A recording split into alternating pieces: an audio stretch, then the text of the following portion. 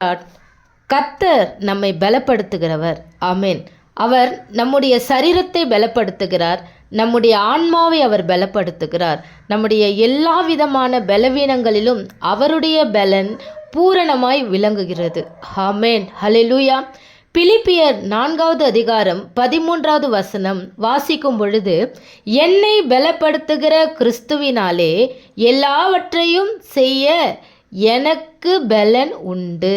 ஆமென். ஹல்லேலூயா, ஹல்லேலூயா. எனக்கு பலன் உண்டு.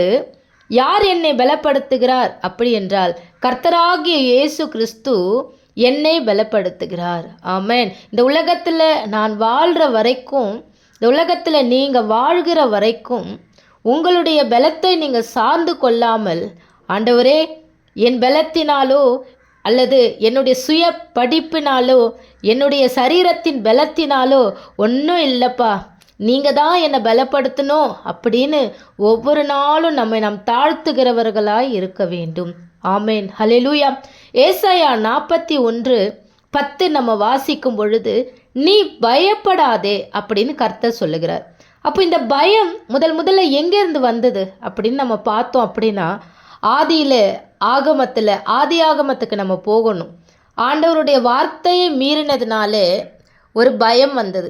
கர்த்தருடைய சத்தத்தை கேட்டு என்னை பயந்து நான் ஒளித்து கொண்டேன்.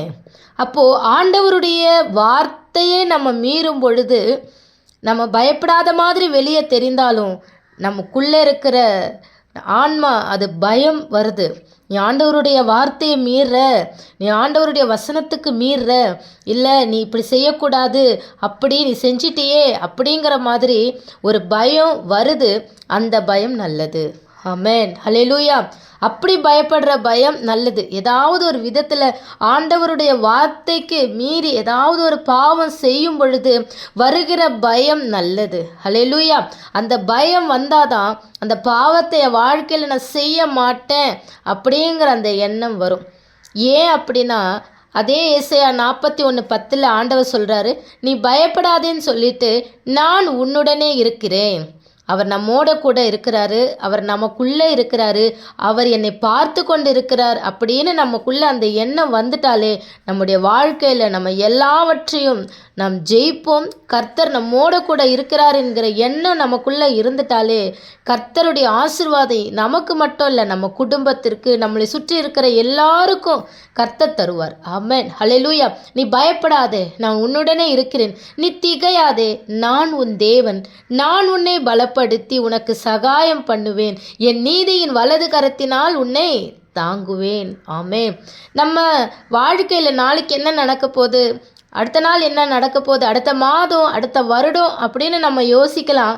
ஆனால் நம்முடைய தொடக்கம் முதல் முடிவு வரைக்கும், தாயின் கருவில் உருவாகிறதுக்கு முன்னத்திலிருந்து நம்ம மறிக்க போகிற நாட்கள் வரைக்கும் எல்லாவற்றையும் அவருடைய உள்ளங்கையில் அவர் வரைந்து வைத்தாயிடுச்சு. இனி ஒன்றும் அவர் செய்ய போகிறதுக்கு எதுவுமே இல்லை. எல்லாவற்றையும் உங்களுக்கு ஆயத்தப்படுத்தி கர்த்தர் வச்சாச்சு. ஹல்லேலூயா. அது கர்த்தர் கரத்திலிருந்து பெற்றுக்கொள்வது நீங்களும் கர்த்தரும்.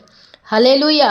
நானும் என் நேசரும் என்று நம்ம சொல்லி அவருடைய பாதப்படையில் நம்ம அமரும் பொழுது நமக்கு நன்மையை கொடுக்கிறது அதிக நிச்சயம். ஹல்லேலூயா. இப்போ 2 தீமோத்தேயு 1வது அதிகாரம் 7வது வசனத்தில் நம்ம வாசிக்கிறோம், தேவன் நமக்கு பயமுள்ள ஆவியை கொடாமலும். தேவன் நமக்கு பயமுள்ள ஆவியை தரவே இல்லை. அப்போ நமக்குள்ள ஒரு பயம் வருது அப்படின்னா, எதற்காக பயம் வருதுன்னு தேவ சமூகத்தில் உட்கார்ந்து பாருங்க. இந்த பயம் நல்ல பயமா? நான் ஆண்டவருடைய வார்த்தைக்கு ஏதாவது மீறி ஏதாவது நான் காரியம் செய்கிறேனா, அதனால் இந்த பயம் வருதா? அப்போ ஆண்டவரே, தன் பாவங்களை மறைக்கிறவன் வாழ்வடைய மாட்டான், அதை அறிக்கை செய்து விட்டு விடுகிறவனை இரக்கம் பெறுவான் என்று சொன்னீரே, உடைய இரக்கத்திற்காக நான் கெஞ்சுகிறேன் அப்படின்னு நீங்கள் நிற்கும் பொழுது, ஹல்லேலூயா, உங்களுக்கு பயமுள்ள ஆவியை கொடாமல் உங்களுக்கு பலத்தை கர்த்தர் தருகிறார். பலம் மாத்திரம் அல்ல, அன்பு உங்களுடைய இருதயத்தில் அவர் ஊற்றுகிறார். தெளிந்த புத்தியுள்ள ஆவியை அவர் கொடுத்து இருக்கிறார். ஹல்லேலூயா. ஏதாவது காரணத்தினால இவைகள் எல்லாம் உங்கள் கண்களுக்கு தெரியாமல் மறைந்திருக்கா?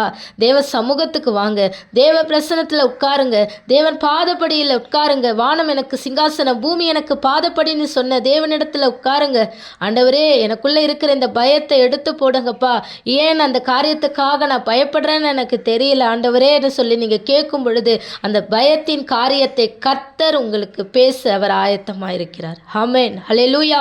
உங்கள் உள்ளத்திற்கு, உங்கள் ஆன்மாவிற்கு ஒரு பலனை கர்த்தர் தர ஆயத்தமாக இருக்கிறார். உங்கள் குடும்பத்தை நடத்துகிறதுல கர்த்தர் ஒரு பலத்தை கொடுக்கிறார். நீங்கள் வேலை ஸ்தலத்தில் இருக்கிறீங்களா? ஹல்லேலூயா. வேலை செய்கிற இடத்துல இருக்கிறீங்களா? கர்த்தர் உங்களை பலப்படுத்தி உங்களுக்கு சகாயம் பண்ண அவர் ஆயத்தமாக இருக்கிறார். ஆமென். இந்த பூமியில் நீங்கள் இருக்கிற நாள் வரைக்கும் உங்களை பலப்படுத்த தேவன் இருக்கிறார். அதற்கு செய்ய வேண்டியது ஒன்றே ஒன்று தான். ஒவ்வொரு நாளும் பரிசுத்த வேதத்தை வாசிக்கணும், தினந்தோறும் ஜெபிக்கணும், கர்த்தர் மேலே நம்பிக்கை வைக்கணும், அவரையே சார்ந்து கொள்ளணும். அப்படிப்பட்டவர்களை கர்த்தர் எப்பொழுதும் பலப்படுத்துகிற தேவன். அப்போ என்னை பலப்படுத்துகிற கிறிஸ்துவினாலே எல்லாவற்றையும் செய்ய எனக்கு பலன் உண்டு. நம்முடைய கர்த்தராகிய இயேசு கிறிஸ்து என்னை உண்மையுள்ளவள் என்று எண்ணி இந்த ஊழியத்திற்கு ஏற்படுத்தினபடியால் அவரை ஸ்தோத்தரிக்கிறேன். கர்த்தர் உங்களை ஆசிர்வதிப்பாராக. ஆமென்.